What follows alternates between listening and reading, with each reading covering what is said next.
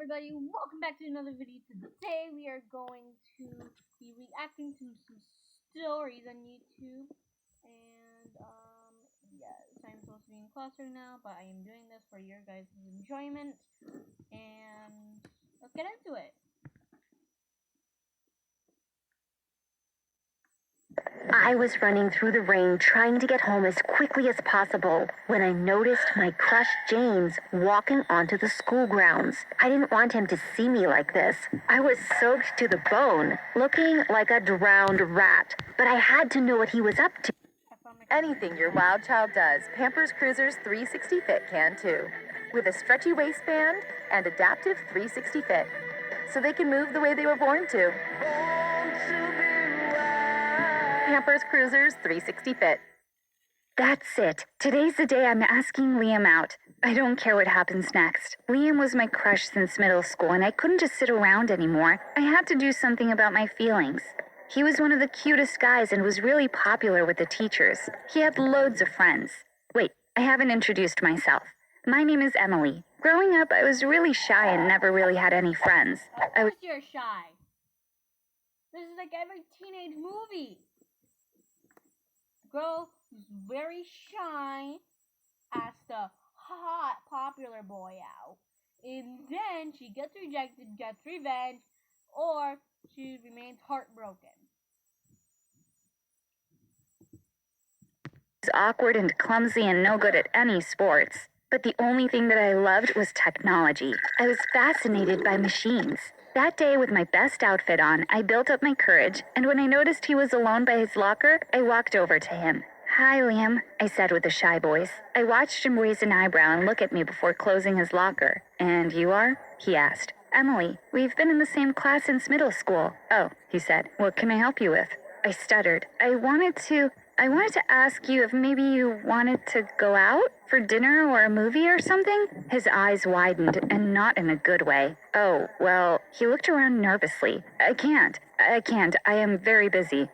Studying, football, and I gotta go." And just like that, he literally sprinted away from me. How stupid can I be? I was so foolish to think that he would go out with me. I watched him run away, and feeling totally bummed out, I started walking to my next class when I stepped on something. It was a small black notebook. I picked it up and opened it. On the first page, I saw his name. I had found Liam's secret diary. Should I run after him and give it back, or should I keep it? I had the key to finding out more about him. I could find out what kind of girl he'd like and become that girl. I quickly slipped the diary in my backpack and ran to my next class. Throughout the day, all I could think of was what I would find in that little diary. I sat by my desk when I got home. I took a deep breath, made sure the door was closed, and opened the notebook. Liam's handwriting was not how I imagined it. It was very neat. I started with the first few pages. The entry started from when he joined our school a couple of years ago. I spent hours reading through. It was not as interesting as I expected. Stories about other girls, about football, stories about family and holidays, and regular stuff like that. However, some details kept showing up that made me think there was something more to this boy. Things like, one of my toes fell out today, and I lost a screw. And I wish this was easier sometimes, and things were back to normal, kept cropping up.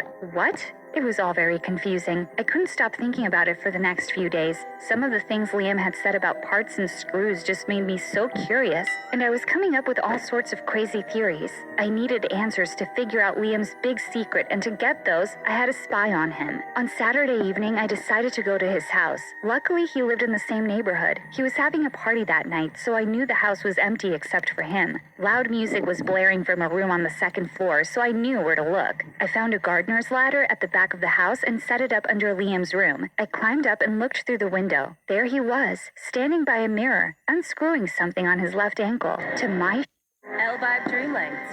Save that last inch and help seal split ends. From L'Oreal Paris. Wow, that's a low price. Okay, Amazon, we see you. my shock, his ankle just snapped out of place. He fixed it, walked over to his closet, and opened it. It was the craziest thing I had ever seen. There was a whole collection of lower body metal parts. Liam was a robot, at least partly. It was truly shocking. Liam's secret was bigger than I thought. I suddenly felt the ladder wobble under my weight. I'm pretty sure that's called an amputee. If you got a brain, you probably know that. and before I could do anything, everything just spun out of control and I found myself crashing onto the grass below. I cried out in pain. I looked up and saw Liam staring down at me, absolutely furious. He moved away from the window and within seconds was storming towards me. "You are such a creep. What are you doing here?" "Liam, I have your diary." I took out his notebook from my pocket. He snatched it, looking shocked and angry. "You had my diary and you read it, and now you're spying on me? Stay away from me." "Liam, I know your secret now," I said, "and honestly, I think it's pretty cool. I won't tell anyone, I swear." "Get out of my house now," Liam yelled. Defeated, I turned around and left as fast as I could. When I went to school the next day, there was a commotion. Around me, people were whispering, and what they said shocked me. "They say his legs are made of metal," a girl whispered. "Do you think it's true? They look human to me." I was really confused and shocked. Liam's secret was out. "You!" His voice was angry and deep, almost vicious. "You told everyone." My eyes widened. I tried to explain and tell him that I didn't say anything. He walked furiously towards me and said, "You don't know what you did. I hate you." He blew out and left the school. I tried to contact him. I sent many messages apologizing. I wanted him to give me a chance to explain. It wasn't fair, but he never responded. As months passed, I could not get over that incident. I felt as if somehow I had betrayed Liam. I tried going out with other guys, but I couldn't stop thinking about Liam. I was never able to be with someone for more than a week because my heart was with Liam. The end of my senior year was not easy. Liam's secret was still the juiciest bit of gossip, and I felt haunted by it. Luckily for me, college came around sooner than I thought. I decided to major in robotics to keep my passion in technology alive. I could hardly believe my eyes. Save that last inch and help seal split ends from L'Oreal Paris. Person I saw was Liam. I thought he had disappeared for good, but there he was, still looking as handsome as ever, and it was no surprise that he majored in robotics as well. I never tried to approach him or speak to him, and he always ignored me and always asked to change groups if we were paired together for projects. Part of him believed that it was me who had exposed him. I continued to keep my distance. Being so close to Liam every day was getting difficult for me. I started seeing this guy Kevin, who was also in our class, and had asked me out a few times. He seemed rather cocky, but I thought maybe I could get myself to like him if I tried hard enough. It was selfish of me, but maybe with him I could finally get over Liam and put him out of my life for good. It was Kevin's birthday, and he wanted to throw a grand party. During the party, I think he wanted to brag to his friends that he had a girlfriend and kept me wrapped around his finger all night. I was really uncomfortable, but didn't know what to do. I had enough. We were all dancing, and he forcefully tried to kiss me. "What the hell do you think you are doing?" I yelled, pushing him away, and suddenly all eyes were on us. Kevin stared me down, and I knew his look. It said, "You are embarrassing me." He let out a fake laugh and wrapped his arm around my shoulder, pulling me towards him roughly. "What, am I not allowed to kiss my girlfriend?" he asked, and his friends laughed with him. "Leave her alone, Kevin." I turned around in surprise to see Liam standing behind us. "What's your problem, dude? You're the one who kept asking me to ask Emily out." I was really confused when I heard that. Why would Liam do that? I saw him looking at me apologetically. Then he turned to Kevin. "That's before I knew you were such a prick. Now let go of her. You're clearly making her uncomfortable." Kevin stepped towards Liam angrily as if to punch him. But before he could do anything, Liam gave him a big shove into the pool behind him. Everyone gasped. I stood there in shock for a few seconds and then ran out of the party. "Emily," Liam called out to me when we were outside. "What was all that about you asking Kevin to ask me out?" I said to him angrily. "I'm really sorry. I knew he was a bit of a jerk, and I just wanted to get back at you for high school. I didn't know he would behave like this, though. It wasn't even me who let your secret out in high school," I cried out with tears pouring down my cheeks. He looked at me for the first time as if he believed me. "It doesn't matter anymore. It's such a long time ago. I want to forget about that chapter in my life. I shouldn't have been so petty, Emily. I'm very sorry about Kevin, and I would really like to start over with you." I gave him a small smile, relieved that maybe he finally believed me and secretly happy that he wanted to even talk to me again. I had never stopped having feelings for him. It was difficult to face Kevin and the entire class after the party. However, I was more distracted by Liam and his sudden interest in me. I would find him staring at me during science class. I would find small notes with jokes on my desk from him, and when I read them, I realized he was looking at me, waiting for a smile or a laugh. Every football match, I would see his eyes raking the bleachers looking for me, especially with a big smile after every touchdown. Sometimes he would go out of his way to walk me to class, and sometimes get me coffee before school. As months passed, Liam and I got really close. We eventually realized we were in love with each other, and finally started dating. Liam was a box full of secrets. Someone who knew I could not take him to the hospital. He didn't want his secret out in the open. I had no other choice but to fix him myself. I tried to remember how to connect all the wires correctly. It was a difficult task, especially since I was trying to keep him in a calm state at the same time. To my surprise, Liam's wiring was familiar to me. It was simple, very similar to one of the computers.